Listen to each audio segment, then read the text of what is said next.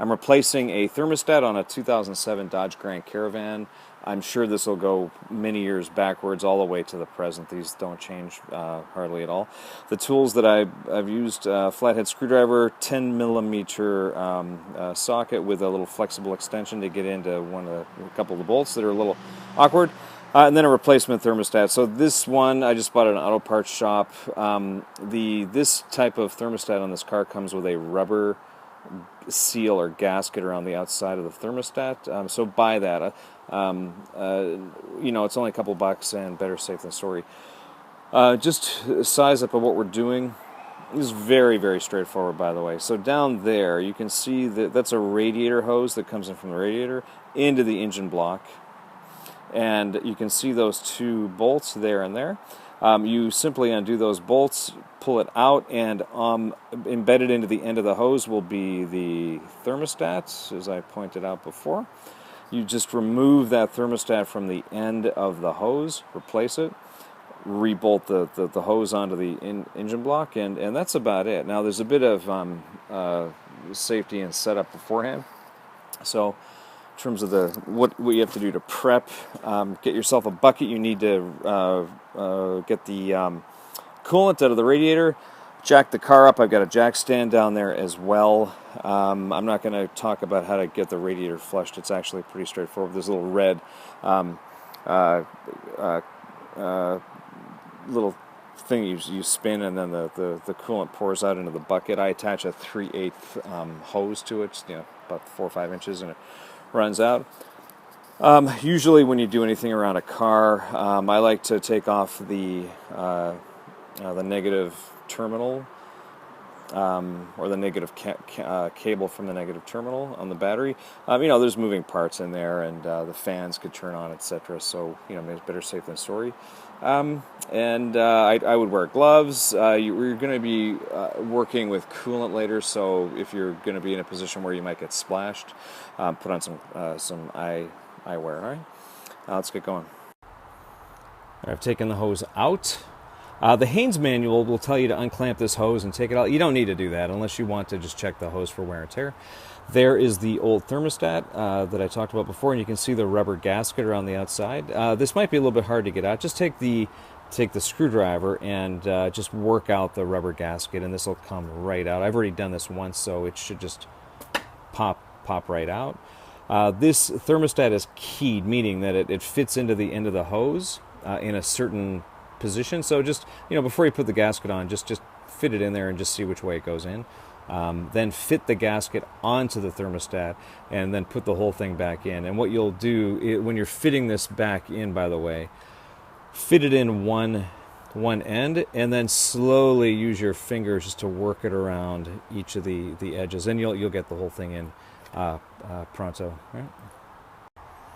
There's the new one in place. Now what I'm going to do a separate video on how these valves work, but basically that's the copper bit there it will open, it will move up and allow coolant to flow into the engine block.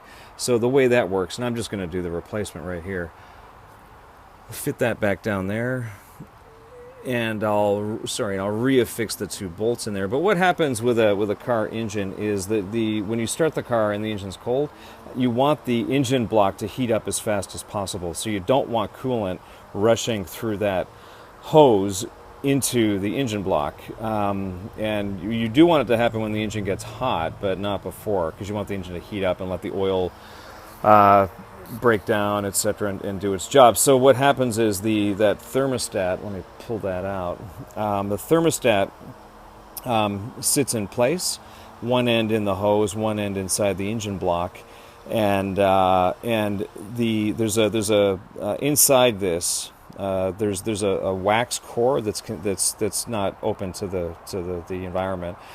And that wax core expands as the coolant heats up and touches the wax core. The wax core expands, and it triggers this valve to go, a piston really, to move this way, and that opens up space between here and there and allows the coolant to flow into the engine block. So I'm trying to think if I've got that. No, it would be, this way.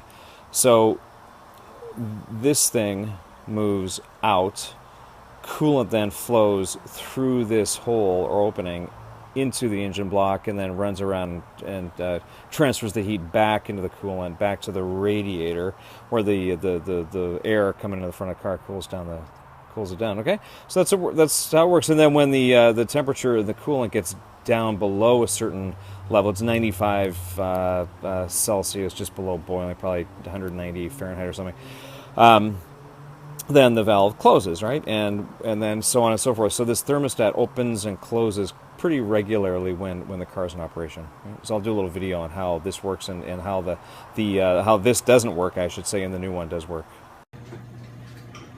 This shows how the thermostat works. I've got them in boiling water, and anytime now the valves, you can see the brass valves will pop out. I think the right-hand one is popping. Turn off this heat so we can see it. Yeah, there it goes. You can see the valve on the right popping out. So what that will do is that's opening up the valve in the thermostat, which allows coolant to flow into the engine core, and that allows the engine to cool down. You can see the one on the left.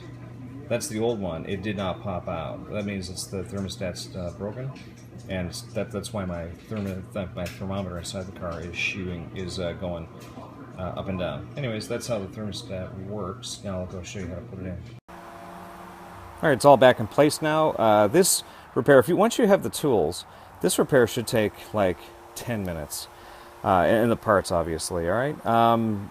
It is that simple. I know there's a lot of other cars where the thermostats are buried in the middle of the engine block. It's unfortunate. This was super simple and no problem. So what I'm going to do now is just fill up the radiator again with coolant, take the car off jack stands, put the battery cable back on, and then it should work fine.